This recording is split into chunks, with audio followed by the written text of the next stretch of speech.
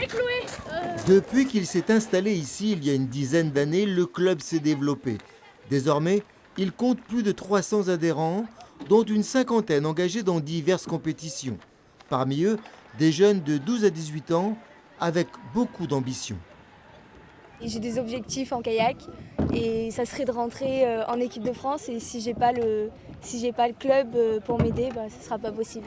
Ici on a la chance d'être abrité par les digues, c'est-à-dire qu'on a un abri, on peut tourner, on peut rester là. Mais un plan d'eau qu'ils doivent rapidement quitter. Problème, leur future base est trop petite pour accueillir tout le monde.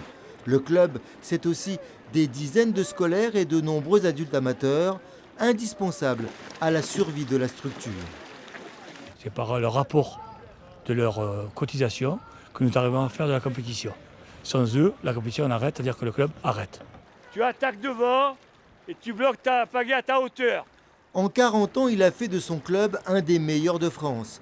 42 titres en championnat du monde, une cinquantaine en championnat de France et 4 médailles olympiques, parmi lesquelles celle en or de Denis Gargaud à Rio en 2016. Demander à un club de se couper et finalement de mourir pour organiser un événement, c'est pas l'esprit olympique, il faut qu'on trouve une autre solution et je suis confiant pour ça.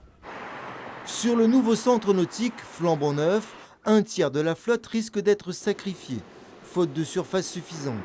La mairie est prête à faire un effort, mais pour quelques places seulement. Il faut que la solution soit partagée. À la fois, la ville peut anticiper un certain nombre de stockages à l'extérieur et l'association doit anticiper, un certain nombre de bateaux qui doivent être retournés chez leurs propriétaires. La première épreuve test pour les JO aura lieu ici en juin prochain. Le club n'a plus que quelques jours pour bien profiter du site.